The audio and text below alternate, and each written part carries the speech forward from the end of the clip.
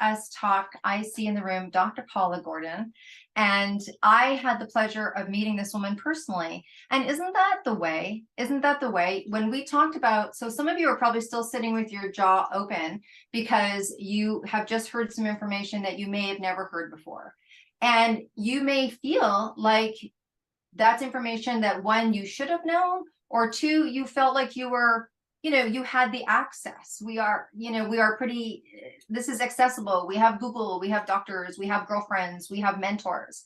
And so I met Dr. Paula Gordon actually as a client, and I have what's considered dense breasts.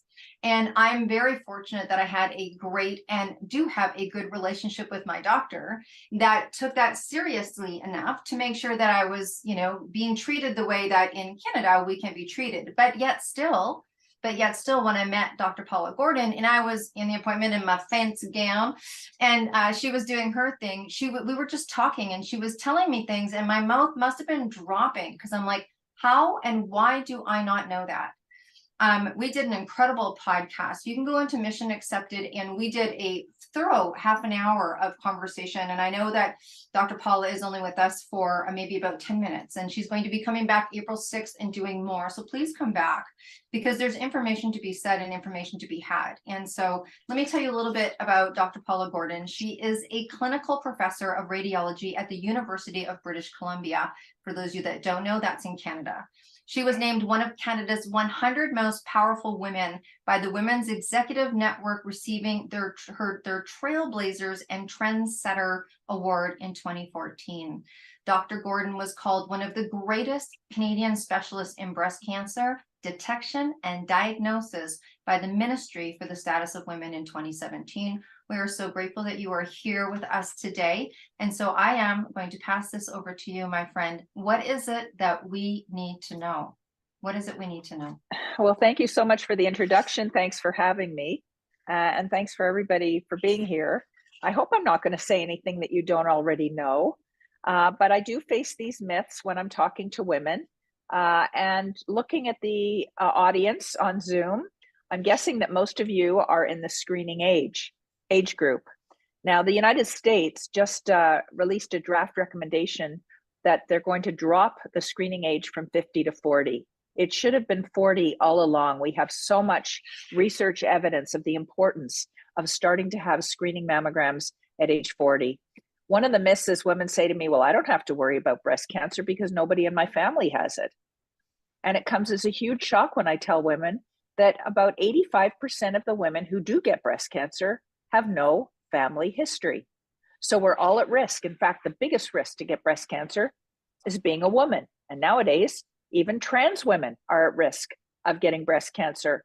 We recommend that they have screening if they've been on estrogen for 5 years or more. The other thing women don't know is that the risk of breast cancer keeps going up the older you get.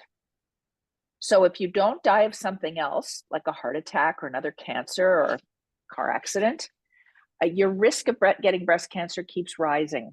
And so women should keep getting screened, and as long as they're in good health, with a life expectancy of about 10 years. And if you look at data from Stats Canada, the average 80-year-old, if you're still alive at 80 and you're healthy and you don't have a significant fatal disease, you're going to live another 10 years. So we should all be getting screened. The next question is, how often? Well, annual is best, because if we're going to catch cancers when they're small, we need to screen more often. Now, in Canada, most women cannot have a screening mammogram every year. In the US, it's much more commonly done, but most provinces and territories in Canada don't do screening every year for everybody. But if you can have a screening mammogram every year, please do. So Deborah mentioned the concept of breast density. And unlike other parts of the body, like if you look at a chest x-ray, they all pretty much look the same. If you look at a pelvic x-ray or bones, they all pretty much look the same from one person to the next. It's a totally different situation. All women have in their breasts fat and glandular and fibrous tissue. You combine the glandular and fibrous, and that's what normal breast tissue is. But some women have almost all fat, 100% fat, and zero breast tissue. Now, if you get pregnant and nurse, the breast tissue will develop, but it can regress afterwards. And for a lot of women, it regresses after menopause, but not everybody. Some women have almost no fat and are entirely dense. And the reason that's relevant is that normal breast tissue, normal tissue is dense. It's white. Fat is black. So the denser a woman's breasts, the more white they are. And guess what? Lumps are all white. Cancers, non-cancerous lumps, cysts, they're white. So if a woman has mostly white tissue on her mammogram, she could have a cancer that we won't see. We jokingly say it's like looking for a snowball in a snowstorm. And so women need to know if they have dense breasts. There are two risks.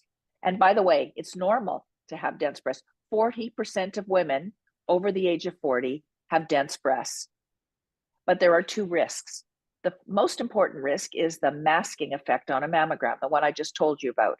If you've got dense breasts, you can get a report saying your mammogram's normal or negative. Doesn't mean you don't have cancer. It just means we don't see a cancer on your mammogram. So the denser the breast, the more likely that a cancer will be overlooked. In fact, we divide density into 4 categories. Categories A, B, C, and D. And more women are finding out on their mammogram report what their breast density is. That was not happening for decades. In the United States, they started telling women their breast density in around 2009. In Canada, my province was the first province, and that was 2018, like practically yesterday. So women are just getting their mammogram report and saying, what's this? This wasn't on my mammogram report. Last time I had one, it'll say whether you're category A, B, C, or D. Categories A and B are regarded as non-dense. Category C and D are dense. And women who have categories C and D need to know that they could have a cancer that their mammogram missed. Now, the other risk, and this is what we jokingly say is the double whammy, is that women who have dense breasts are at a higher risk to get breast cancer than women with non-dense breasts. So the two risks, number one, you're at a higher risk to get breast cancer. And second of all, we're less likely to see it on your mammogram. So that's why women need to know if they have dense breasts. And for decades, we were told, oh, we shouldn't tell women their breast density. It'll make them anxious. I mean, how patronizing and condescending is that? Do we hesitate to tell men that their blood pressure is high and they're at risk of cardiac disease? Of course not. Do we tell people that they should not pay attention to their diet and their blood sugar and their cholesterol levels because it might make them anxious? Of course not. So women are now just starting to be told, and then the next question is, so what are you going to do about it? Well, what really should be done about it is that women who have dense breasts should be offered supplementary screening over and above a mammogram. Mammograms are not enough, and I say that women who have dense breasts are discriminated against if they only have the option of having a mammogram. There are lots of other tests and more developing even as we speak that are going to be helpful. But the easiest and cheapest and most easily accessible test, well, maybe that's pushing it saying easily accessible, is ultrasound. We've known since 1995 that ultrasound can find cancers when they're small that aren't showing up on a woman's mammogram if she has dense breasts, that are also still too small to feel. You know, in the 70s and 80s, if a woman had a lump in her breast and her mammogram was negative, doctors pretty much knew you send the patient for an ultrasound. But then what would happen is they would get a scan just of where the lump was. And yes, some of those lumps we could see and we knew they were cysts. We knew 100% the patient didn't need any more tests if we were sure it was a cyst. And then there were the non-cystic lumps, the ones made out of tissue instead of liquid. And we could generally tell which ones were suspicious and not. But at that point, women were not having ultrasound top to bottom, both breasts as a screening test. And that only started in the US in 2009. Connecticut was the first state to tell women their breast density, and they were the first state to start doing high volume ultrasound screening. And they started finding all these small cancers that were still too small to be feelable and that had not shown on the mammogram. In Canada, our province, as I mentioned, started telling women their density in 2018, and in 2019, our public health system covers screening breast ultrasound for women in categories C and D. Now, some provinces only tell women when they have category D density, and I'm not happy with that. Category C women deserve to know. If you're only telling the Ds that they're dense, you're misleading the women in category C. You're letting them think that they don't have dense breasts and they don't have those risks, and they very much do. The first year that we did screening ultrasound, and I'm in a practice in Vancouver in a clinic. There's not, Vancouver's a little bit dysfunctional in terms of breast cancer screening. The big hospitals don't do it. They don't do mammograms. They don't do ultrasounds. They don't do needle biopsies. So in our practice, when the very first year that screening ultrasound was covered, my colleagues kept track of how many cancers we found. We were expecting to find about 2 or 3 cancers for every 1,000 screening ultrasounds we did, because that's what was reported in the journals from previous research. In our first year, we found 7 cancers per 1,000, more than double what we expected. And some people would like to ration the screening ultrasound to just women in category D or women with a family history. Well, we found that 60% of our cancers were in women in category C, and 40% of those cancers, women had no family history. So that was the first year. That was 2019. That was the pandemic. We weren't doing that much. And now we have ramped up, and we did in 2019, we did just under 700 screening ultrasounds. I'm now auditing our results for 2022. We did over 4,000 screening ultrasounds in our practice, and we're finding 6.5 cancers per 1,000. So that wasn't just a statistical blip in 2019. We're finding a lot of them. And now, with more numbers, 75% of them are in category C, and 75% are in women with no family history. So what that tells us is that all women in category C and D should have some sort of supplemental screening. And in BC, it's ultrasound. Now, for women at very, very high risk, like women who have the breast cancer gene, we know that they should be having MRIs in addition to mammography. In fact, in the US, any woman who's had cancer who has dense breasts is recommended to have MRI. Any woman of any breast density, even if she doesn't have dense breasts, if she got cancer younger than age 50, she's recommended to have MRI. In Europe, women in category D are now recommended to have MRI at least every 2 to 3 years, but no less often than every 4 years. And we need more tools to help us decide who really needs what test and how to benefit. And AI is coming along, and it's going to be a big help. It's going to sort out which women, do all women with dense breasts, like I just said, do all women with category C and D need ultrasound screening? Do all the Ds need MRI? I think we're going to find in the coming months and years that AI can be really helpful, because it can see something in the mammogram that we can't see with the naked eye. And it's going to hone in on which women really need additional testing. So Deborah, I hope you get me going. And no. I mean, you never, when you can hear a pin drop, like, can you hear the pins drop? It is so opening to hear this information, even if you've heard it before. It's refreshing, it's reminding, it's the conversation that should be going on in the kitchens. It's the conversation that should be going on when you're having lunch, when you're having coffee, when you're having tea, when you're having Zoom, when you're having some 262 wine. Do you know what I mean? Like, this is the conversation that needs to stay alive and kicking, not just once a year on International Women's Day, or not just like me when I went for my appointment and I left with my head spinning going, why don't I know this? And I have a daughter who's 30. And why don't I know this? Because I have friends. And why don't I know this? Because I think we've all probably had someone close to our heart go to the other side based, on breast cancer, and just having that vital information. Thank you, Sandy. Thank you so much for sharing. Yes. Have I got a couple more minutes, because I'm seeing some comments on the chat that I want to respond to. Yes, you're quite right. The new guidelines from the US Preventative Services Task Force, although they lowered the age to 40, they're recommending every other year, which is not good, as I started out telling you.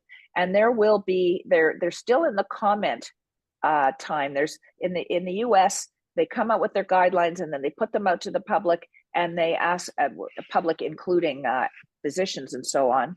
One problem we have in both the US and Canada with our task forces is the people on the panels that are making these guidelines, I hope you're sitting down, are actually not experts in the field. So there are no breast cancer experts on the panels that make the guidelines. And that applies to breast cancer screening. There's no breast surgeon, there's no pathologist, there's no breast radiologist or oncologist on the panel. Same thing for prostate. There's no urologist on that panel. In Canada, I'm more familiar, of course, with the Canadian task force. There's no psychiatrist on the panel that makes the guidelines for postpartum screening. There's no pediatrician on the panel that makes the guidelines for developmental delay screening. And it goes on and on and on. And this is in both countries. So the guidelines are now out for public review, and they will see what comes in and choose to ignore or not. And so hopefully, because there's so much data to support annual screening, just because, as I said, cancers, especially in younger women, grow faster than in older women because they have estrogen being produced by their ovaries. And estrogen is like throwing fuel on the fire when it comes to a breast cancer. So we don't want those women to wait 2 years between mammograms. Another point that somebody made was that, and this is true in British Columbia, in order for a woman to self-refer, and BC, we've had, our screening program was actually the first one in North America. It started in 1988. And from the get-go, women could self-refer without a requisition, starting at 40. But a requirement has always been, and it's only this way in BC, not in the rest of Canada, you need to give the name of a family doctor in order to self-refer. Now, there is a service women can use if they don't have a family doctor that will provide, that they'll let you use their name. And I'm sorry, I don't have it off the top of my head. I tweeted it about a month ago. Good luck finding it. But I know there is a service like that. And advocates are working very hard for a workaround. Why should you need the family doctor name to give? So we're working on it. Where and what can we do? So, you know what I mean? It's like not only just share, and just like Dr. Sophia was talking about, like, is there a place that we can donate? Is there a place that what can we do? So the nonprofit education and advocacy group that has done the most to improve the situation in Canada is called Dense Breasts Canada. And their website is densebreastcanada.ca. They are on Facebook, Instagram, Twitter, everywhere. But their website does have a donate button. And none of that donated money goes to pay anybody. This is completely volunteer run. And the two co-founders are amazing women, both of whom had cancers found on ultrasound that was missed on mammography.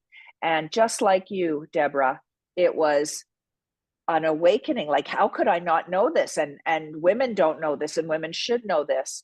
They got the whole ball rolling, and they have advocates in almost all the provinces. And if I just got, Jenny Keeps is the executive director and co-founder. She sends me a map of Canada every time something, she's so fast I can't keep up. Ontario just announced that they're going to lower the screening age to 40. That's huge because they're the biggest province. But we have almost all the provinces now telling women their density. We have a long way to go getting supplemental screening in all these provinces. But the other issue is we want all the provinces screening at 40, telling women their density, and offering supplemental screening. So please, it's very worthwhile. densebreastcanada.ca. There's a donate button, and there's petitions to sign. I mean, we really need our politicians to see that women are standing up. It's not just people like me whining at them. Well, thank you so much.